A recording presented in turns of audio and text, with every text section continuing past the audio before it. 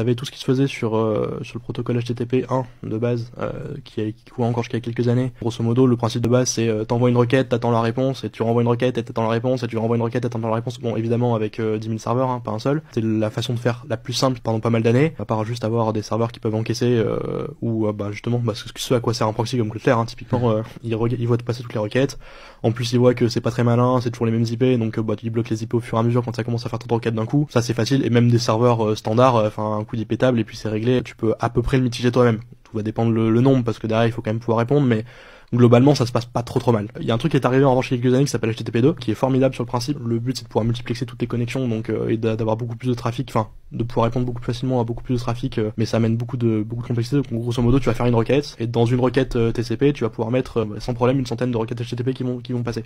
Donc c'est exactement le même principe.